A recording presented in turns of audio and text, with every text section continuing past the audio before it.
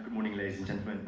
You all now realize the microplastics crisis that has been going on, because by 2050, as said, it would outweigh the fish in the ocean. So that's a very terrible thing to be heard, and that's the reality.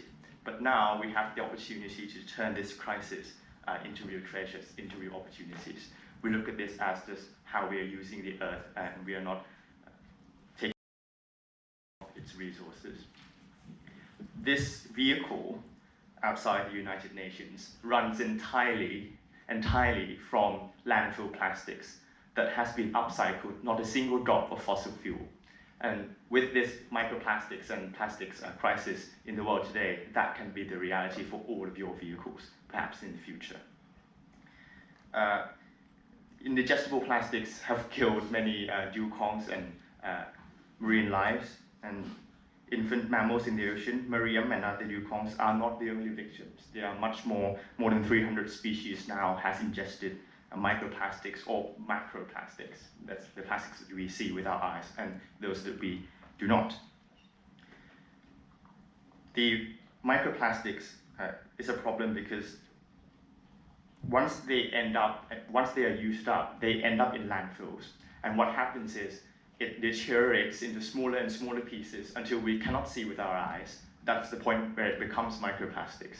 Then they get washed up into the ocean and into the diets of small animals that consume, for example, planktons and animals that filter out seawater to get their diets. There are microplastics inside of them, and they are then consumed by larger animals, and eventually we consume those animals as well. That is how we found microplastics in the guts of children in Germany, for example.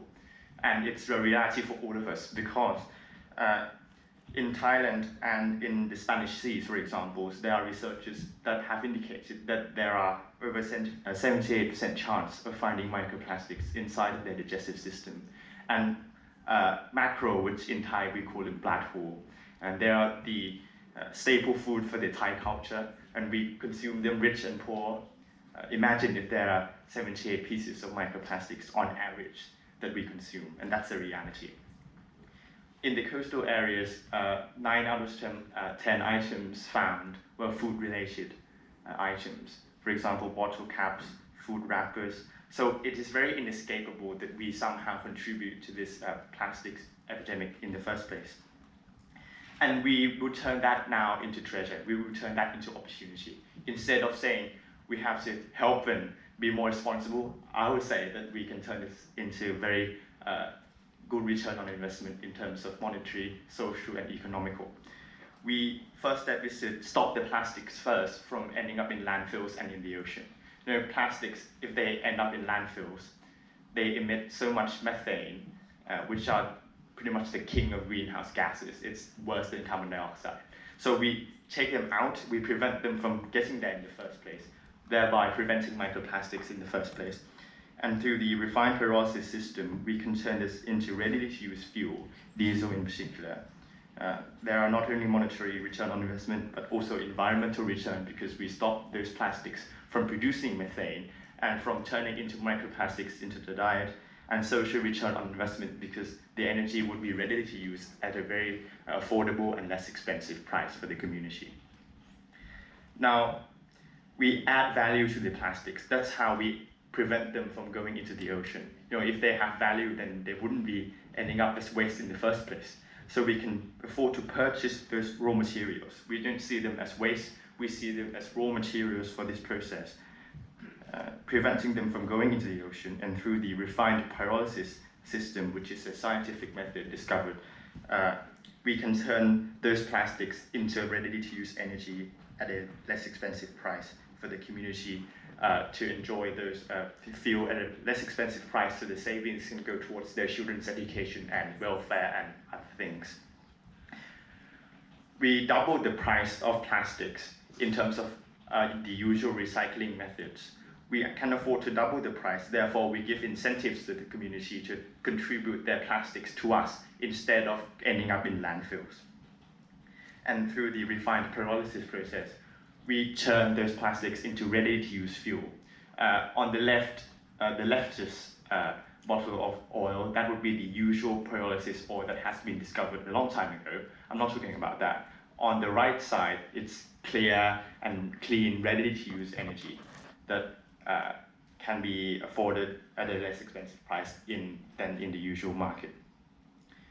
The fuel itself meets up to the standard in the international standards of diesel and petrol, so it can be ready to use right away out of the apparatus.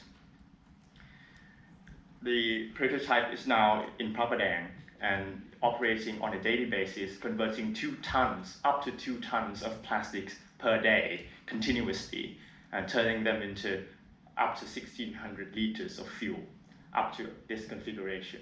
And we can upscale, and perhaps more research and development can go into it and enlarge this system so that we can prevent plastics from getting into the ocean in the first place. We are keeping it from causing these microplastics. And a test run has been done, and a vehicle using entirely on this fuel, no additional fossil fuel, is now currently in testing and running around in Thailand. So if you have the opportunity, you might see this vehicle around. Now, the strength of this pyrolysis system is that in traditional recycling methods, you are unable to recycle low-density polyethylene. Most systems would accept it because it's too lightweight, and that's the problem. That's how microplastics comes about. But it can be upcycled into fuel as well. Most, as you see in the landfill waste, many of them are lightweight plastic bags that we have 12 minutes in terms of usage on average and remain on Earth for 400 years. We can immediately turn that into energy as well. The benefits to the partners and communities that will adopt this apparatus is that we help manage the plastic waste from the community and reduce cost of fuel as well. So we buy in plastics at a more competitive price so that it is contributed to this system, and we reduce the cost of fuel coming out for the community, generating both incomes for the community in both purchasing and selling fuel. So the agricultural community can benefit from that as well, and set in place a system for plastic waste management in all aspects, and thereby helping solve the microplastic issues in the environment. Now, the stages of development in terms of the prototype, the initial research and development took over 10 years to accomplish. That's done. And the prototype of that ready for repetition is now running every day, producing 1,600 liters of fuel, converting 2 tons of plastics every day. There's a milling company on the adjacent parts of this apparatus. They kindly allowed us to use their facilities to erect this apparatus, and they've been benefiting from usage of good, ready-to-use energy as well.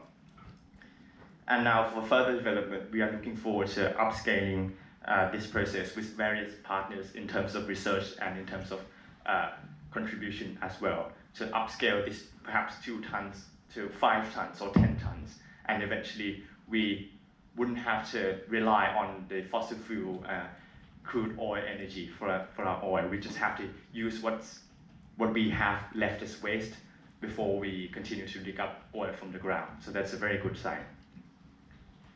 And there are contributions with the Japanese International Cooperation Agency, with other partners in Chulalongkorn University to create the Center of Excellence for Marine Debris Research in Thailand as well.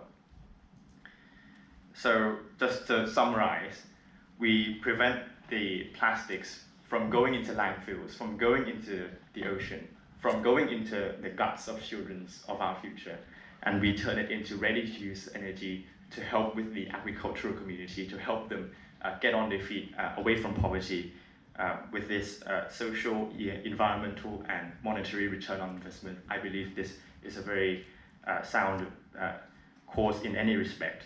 And if I may, I would like to show a video. It's only a 1-minute video, so I think we have time for that, of the apparatus and the vehicle.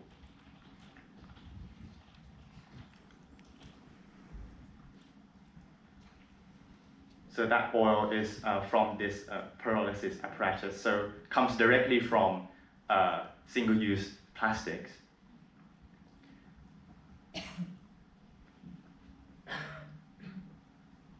And it's up to the international standard to be used for transportation, for machineries, for generators as electricities. That's the video of the apparatus. It's about the size of perhaps this room, a bit larger. So it's very affordable for each community, and also runs 2 tons of plastic waste per day as well. That's where the plastics would come in. So that there would usually end up in landfills and in the ocean. And now we take that and produce energy with it.